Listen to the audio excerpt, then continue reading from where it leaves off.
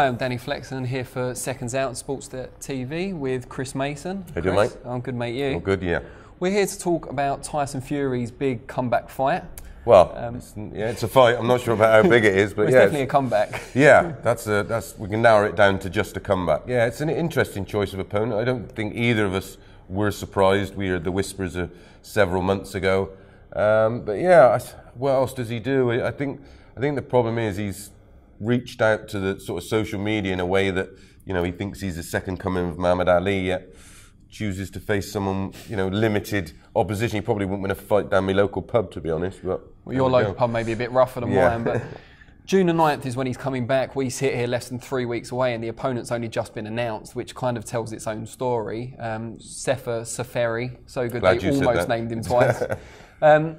Not much is known about him in terms of people actually watching his fights, but he spent most of his career at cruiserweight. Yeah, I remember the Chara fight. Which was his one kind of foray up at heavyweight, which didn't work end out well for him. No. I mean, he lasted rounds, you know. Yeah, maybe that's what Fury's looking for. Yeah, I mean, technically he's not bad. He's not a big cruiserweight, so he's not going to be obviously a very big heavyweight. And as we know, Tyson Fury is a freak of nature. All 6'9" of him, incredibly long levers, and likes to box on the outside. So in terms of an opponent for Fury, it's a disaster. You know, it's one you wouldn't put him in with. Especially given recently Fury made some comments regarding a Tony Bellew fight, saying, well, Bellew's still basically a cruiserweight. Wouldn't really be fair, like I could do him some serious damage. And now he's fighting a much inferior or far smaller guy. Cruiserweight. Yeah. And he's smaller. Bellew's a huge cruiserweight. Yeah.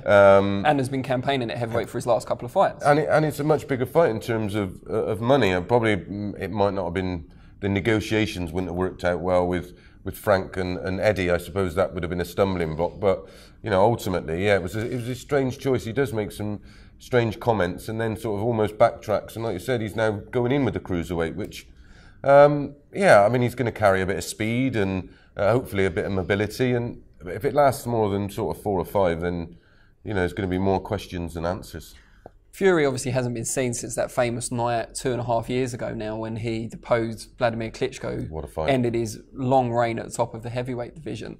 What are we looking for from Fury in this comeback fight? What are we looking to judge him on, given the opponent isn't amazing? Yeah, I'm not too worried about the sort of 2-year sabbatical or whatever it's going to be in 2 years, 5 months, because, you know, he's been an active fighter since 14 or 15 years of age. So really, you know, a fighter sometimes needs that little window to totally recover the body, and you know, they're always carrying an injury. Any guy that fights will tell you there's always a niggling injury somewhere. There's always something that's, you know, either a torn muscle or a sore, you know, where it's not quite repaired properly. And certain extracurricular activities, which is probably best to get out of his system now. Yeah, exactly. Yeah, it's done and dusted. You know, whatever he wanted to do, partying, drinking, going out. You know, he was travelling, went to America and Monte Carlo. It's all done and out of the way. He's sort of got that out of his system, we hope. And he does seem a reformed character. You know, he's very conscious about that. He does have a stand in, whether maybe not in everybody's community, but certainly in the community he's from. You know, he's got a responsibility and try and set a better example, which it appears that's something that he's actively trying to do. Which is, you know, listen, he's great for boxing. Whatever, you know, your opinion on his skill level, you know, we can only judge him on what he does in the ring. And so far, especially the fight with Klitschko, when you look at the version of Klitschko that fought AJ, and he went life and death with him, it was a pretty easy night's work when Fury beat him. It was pretty much, you know, spot on. The tactics were perfect, and he done a job on him, and an easy one. And Frank Warren, who promotes the Comeback Show, has emphasised the fact that he's not going to test Fury put him in too deep too early on this comeback. He's going to choose the opponents. They're not going to be overly challenging, but he wants to give Fury time and space to shed the rust. Do you think that's the right strategy? No, because say he blows the guy away in 2 minutes of round 1. What's he learned? How can you judge yourself on that performance? I'd rather see him in with stiffer opposition that's going to stand up and potentially take him rounds. And you've got to think the heavyweights now are all big units. So there's no point in him. It's not like there's a Mike Tyson waiting for him down the line. You know, a 5'11", you know, bulldog of a fighter. You know, they're all sort of 6'5", 6'6", 6'7". And so I don't understand the idea of fighting someone who's, you know, barely 6 foot. It's with short arms. It's a strange, but ultimately, I think he could have fought anybody, and then still, you know, people still would buy tickets because people are fascinated by him, you know, and he does have a very, very big following. I think this deal with Frank's only a 3-fight deal, and like I said, he's going to pick his 3 opponents, and I think hopefully he gets them done this year. I know they're on about him coming back out in September, potentially to fight Shannon Briggs, which I'll be amazed if the board passes that, not just because of his age and his health, he also has an eye issue. So yeah, it'd be interesting to see where he goes after this one. I'd like to see him step up, you know, a good few levels from the guy he's fighting in a couple of weeks. In many ways, Fury's taking a big risk coming back because he retired, if you like, on top. Undefeated, and having come off such an amazing win against someone who'd been undefeated for so long, his kind of legend's taken on this almost mythical proportions now. He's the deposed king in exile, whereas as soon as he comes back and people analyse how he does, even if he does blow the guy away, surely the only way is down in people's estimations. Well, yeah, he was a lineal champion, wasn't he? He beat the guy that reigned for 10 years. And he was undisputed, and now he's, like you say, he's starting from scratch, and he's going to be judged heavily because he's made so much noise, and we've got people to compare him to. You know, we've got Wilder, you know, even his brother Huey, obviously AJ, Povetkin. You know, we've got so many guys at heavyweight now that are looking for a big piece of the pie. I would have made the fight against David Price. So everybody was astounded by his performance against Povetkin. I didn't quite see it myself, but there we go. Why not make the David Price fight? He's certainly a big name. He's a big heavyweight. It would have sold tickets, and it totally would make sense. And people regard, you know, they hold Pricey in a much higher regard than they do the guy he's going to be fighting. But maybe they will make that fight. So you're Sefer Seferi, if I've pronounced that right, and if you can imagine being that person. What do you do in that fight? Do you stay on Fury's chest and plug away, use your work rate, use your relative, you know, freshness? He's in a no-lose situation, isn't he? He's just got to go. I mean, personally, he should just go for it because, you know, you're going to catch Fury cold. He's going to try and, he's instantly going to just back up and try and keep it long.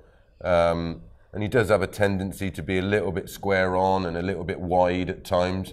I reckon he should just sort of bull in a china shop and have a go for 2 or 3 rounds. I think someone pointed out recently the last time Fury fought a cruiserweight, it was another occasion where he didn't have his uncle Peter in the corner, as he hasn't now, new trainer Ben Davison. He got dropped and nearly lost to Steve Cunningham. Yeah, Steve Cunningham again caught square on. Not that we're saying Sefer Seferi's anywhere near Steve Cunningham, he was a former world But champion. again, though, he was lazy, he sort of switched off and he was trying to coast and he got caught square on. It don't matter who you're fighting. Is that a big risk in this fight then, complacency? Because Seferi's Fury's so unknown, Fury just think he's levels above and maybe leave himself open. I don't think he would take that risk. I mean, you know, I don't know about his financial situation, but, you know, I know he didn't get paid a lot for when he fought Klitschko, and everybody else would have had their piece of that pie. So although he portrays to have plenty of money, I don't think he could afford to be anything but totally professional and absolutely switched on, because if he lost to a guy of that level, it's over. You know, the fairy tale is down the drain. The Seferi tale, you might say. While we're talking about the man in the corner, Peter Fury, obviously they're not working together anymore. He took Tyson to his highest highs, so it's a bit of a shame. New man's come in, Ben Davison. He's been around boxing his whole life. Known mostly and perhaps unfairly for his time spent in Billy Joe Saunders' corner against Akhilov, where he didn't look at his best. What do we make of Fury making that change, and also of Ben Davison and what he can offer? Yeah, I think it's a fresh start. It's you know, it's just something fresh. It's new. He's learning new things. You're not going to teach it.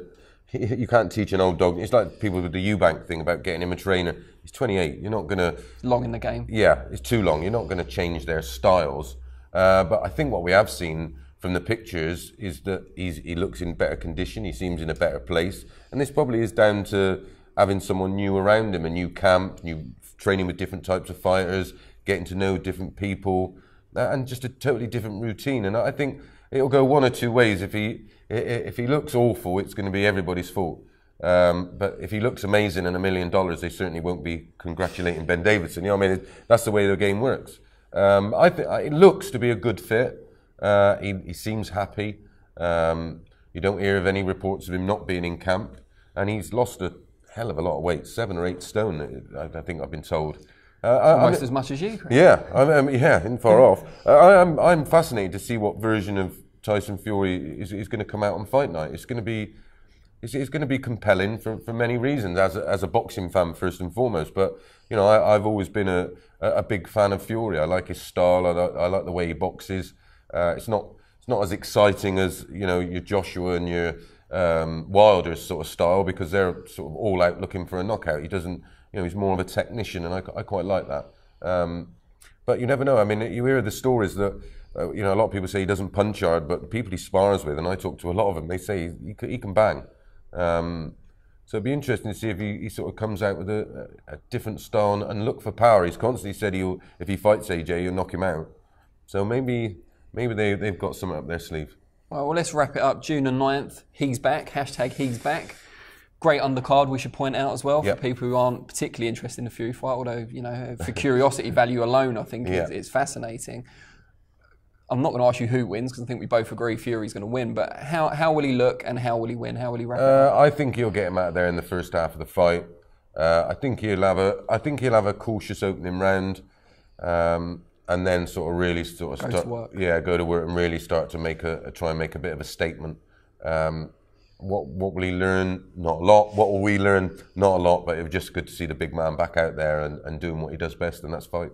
Would anything over the halfway point be a disappointment? Yeah, absolutely. Yeah, you can't start to consider him as a potential opponent for the big two, Wilder or AJ.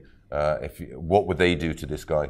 That's the way you've got to look at it. That's the way you've got to make compare. I know styles and everything else, but anything but a real good, sharp, strong-looking performance and get him out inside 6. Anything after that, I think there'll be more questions than answers. Well, you've heard what Chris Mason and I think. Please let us know what you think in the comments box below, and we'll look forward to June the 9th. # he's back.